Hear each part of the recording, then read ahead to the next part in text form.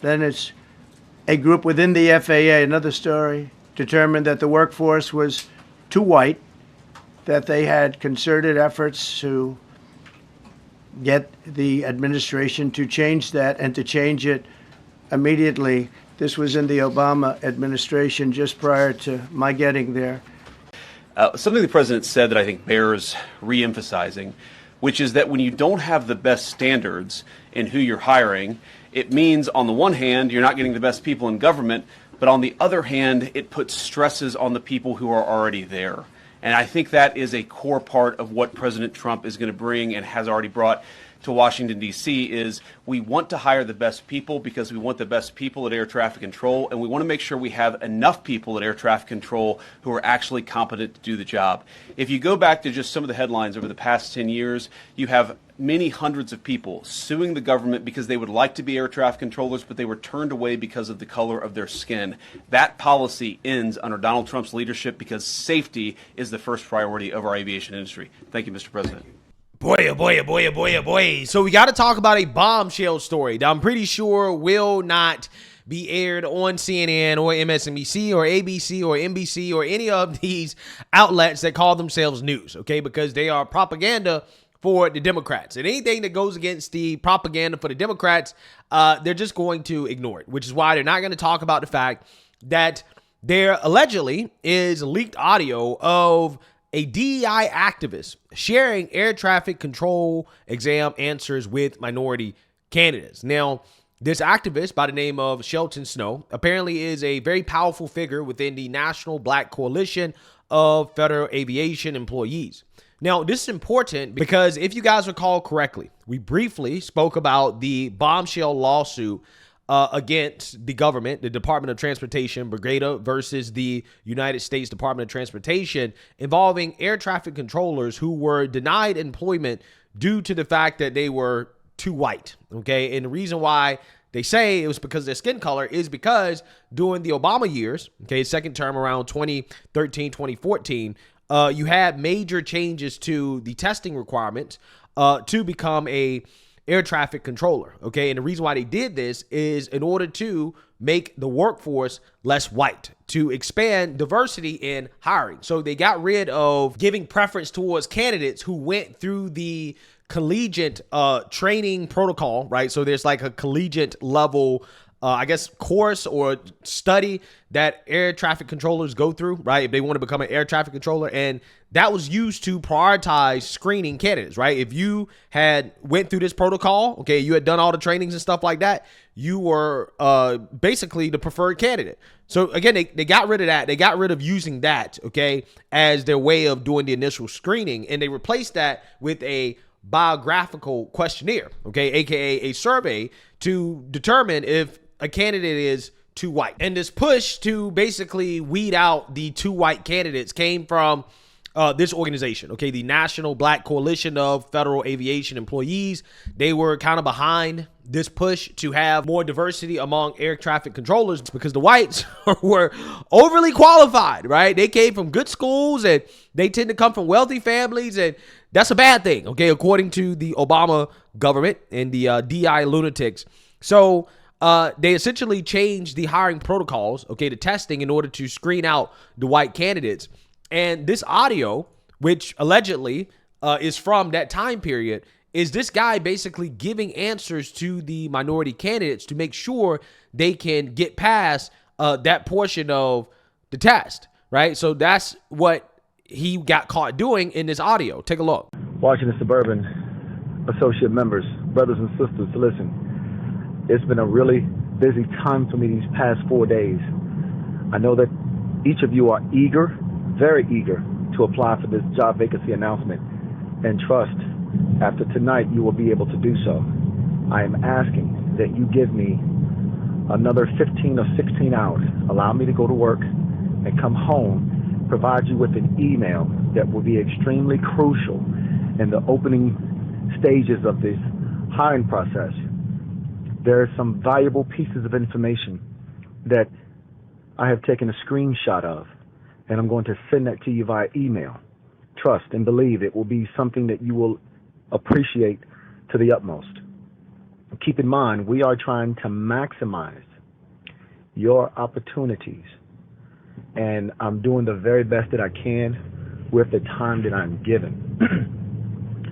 Today when I get off at 11 o'clock, the first thing that I'm going to do is I'm going to finish out that email. I'm going to send it to each of you, and as you progress through the stages, refer to those images so that you will know which icons you should select.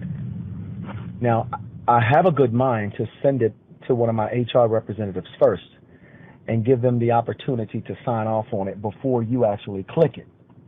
But in the sake of time, I'm going to send it directly to you because I'm about 99.99% sure that it's exactly how you need to answer each question in order to get through the first phase.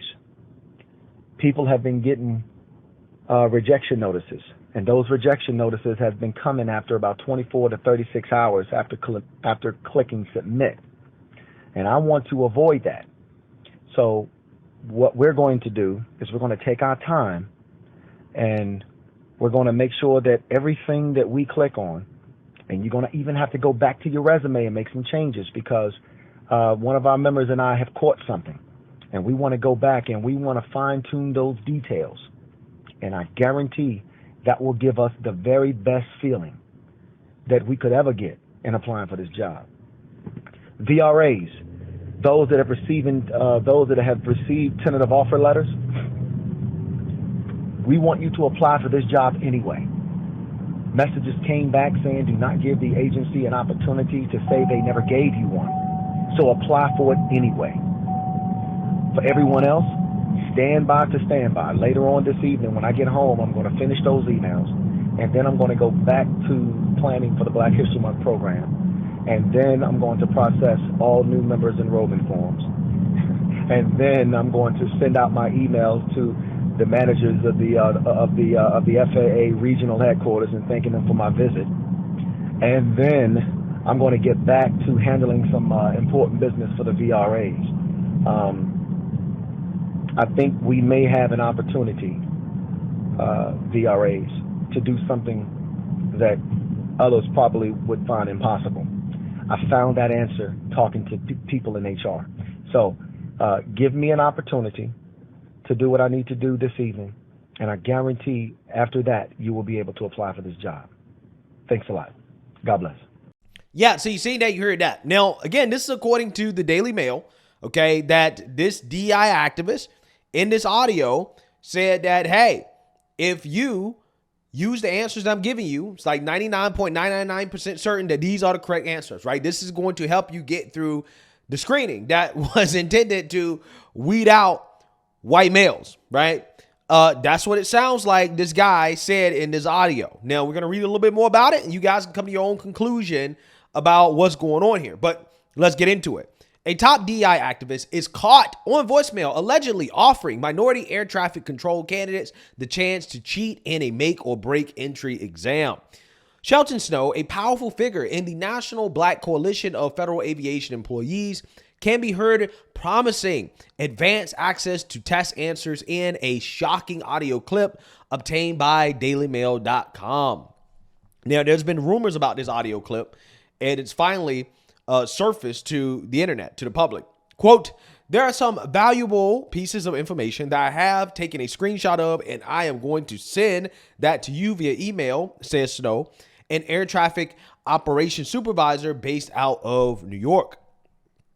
Quote, I'm about 99.999% sure that it is exactly how you need to answer each question. Sounds like cheating to me, right? Sounds like this guy was leaking the answers to the questions. Not good, especially considering how the test was designed to weed out whites. So these so-called minorities should have had a leg up anyways, right? But they needed more than that, right? They needed the actual answers, okay? It's never enough help, right, for so-called minorities when it comes to these tests for whatever reason. The inside info was made available in 2014 to African-American females and other minority candidates, but whites were left out of the loop to minimize competition. exactly how many applicants were able to capitalize on Snow's brazen offer to secure coveted controller jobs responsible for the safety of millions of flyers remains a mystery. But one former NBCFAE member, Matthew Douglas, told DailyMail.com, quote, I know several people who cheated, and I know several people who are controlling planes as we speak. Yeah, that's scary. That is really, really, really scary to think about. But, it's stories like this that are part of the reason why when you are black, okay, and you make it to the top in your profession, you have questions about, hey, did you really earn it? Because you have all of these entities, all these organizations, all these people going out of their way to try to give black people a leg up.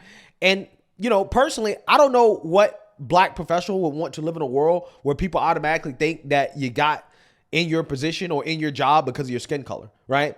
And that, in my opinion, is one of the number one arguments for why DEI is actually harmful to black people, okay? And in this case, DEI is deadly to the rest of society as well, too, because, again, stuff like this leads to disasters, right? That's what it leads to.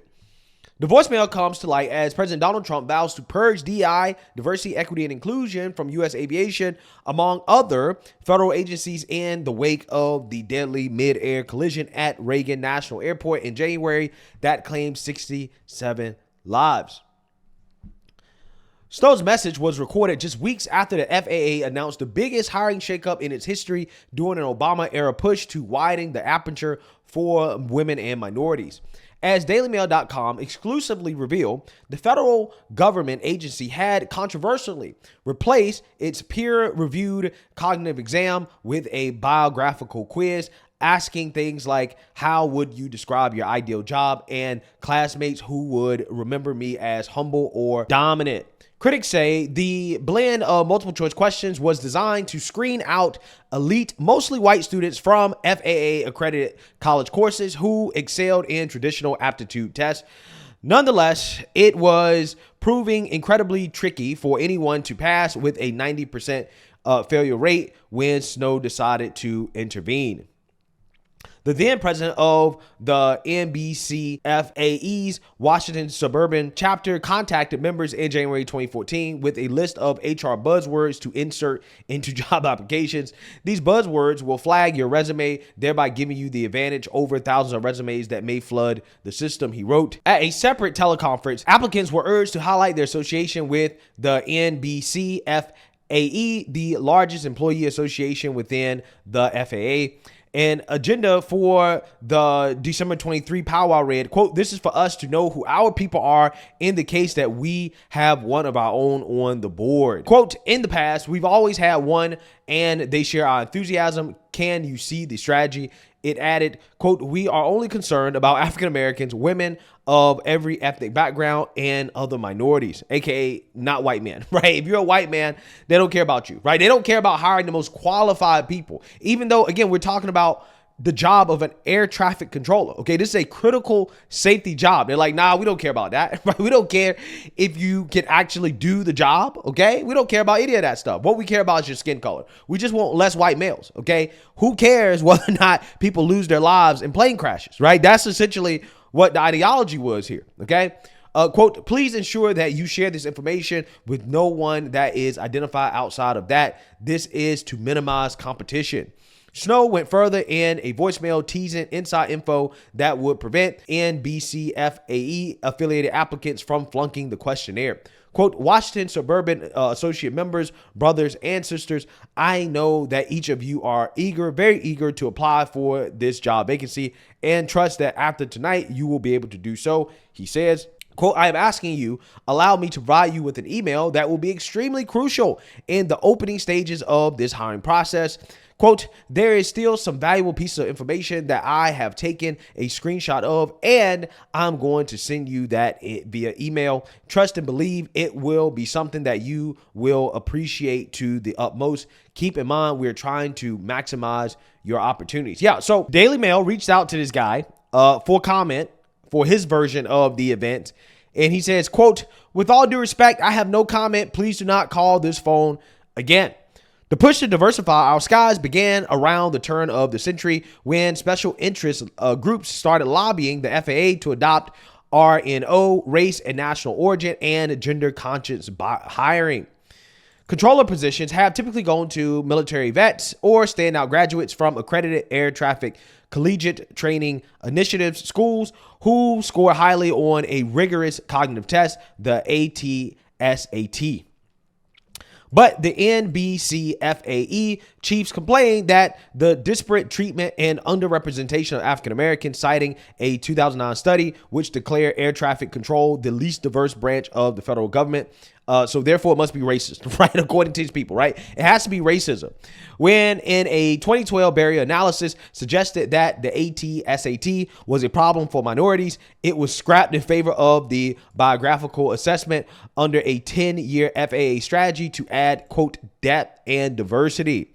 Successful applicants would still go on to take a shorter cognitive test known as the ATSA, but it was weighted as 2.5 times less important when determining whether a candidate would land a job and begin formal air traffic control training. Yeah, so there you have it, guys. Basically, what you have here, okay, is this lobbying group, this special interest group, okay, of black employees that say, hey, the test is racist. Okay, and we need less whites. Okay, we need more so-called minorities in the FAA. Okay, and that pressured the FAA to change their standards, to lower their standards so that they would start recruiting from a pool of applicants who could pass this biographical questionnaire that weeded out white people, right? And then they would go on to take a cognitive test that was not weighted as heavily as the previous cognitive test that they had to take. So now the result is that you have a bunch of people that were hired that probably aren't as qualified for the job as others who were denied. Okay. And to me, in my opinion, if this story is true, okay, in regards to this individual leaking answers to the test, then this individual should be investigated and fired if that is the case, if he did do that. Okay. But regardless, we do know that the FAA, the federal government, has been sued for discrimination in hiring. We do know that this organization was behind changing the test. And we do know that the intentions of the test was to make the applicants, okay, the candidates less white, okay, to have less hiring of whites, specifically white males, in the position of air traffic controller, okay, which in my opinion is extremely dangerous, right? It's extremely dangerous stuff, okay? So, you know, President Trump has promised to weed out DEI from the FAA, and we will see what happens. But I definitely think they should start with an investigation of this guy, right? And if he did do that, he should be fired. And then on top of that, they need to get rid of these racial affinity groups, right? Because this organization of, I guess, black employees pressured the FAA to make these changes in the first place. And that's a problem, right? There should be no racial affinity groups lobbying federal agencies to hire based off race, okay, and skin color and gender and sex. That shouldn't be happening, right? I mean, especially you talk about the FAA. We're talking about a critical safety organization. And again, we don't have time for DEI games when we're talking about people's lives, right? We don't have time for those type of games. And it's a very dangerous game that's being played. And that's why the Trump administration has to solve this problem ASAP. But let me know what you guys think. Make sure you like, comment, and subscribe. Most importantly, share a Black conservative perspective. Peace.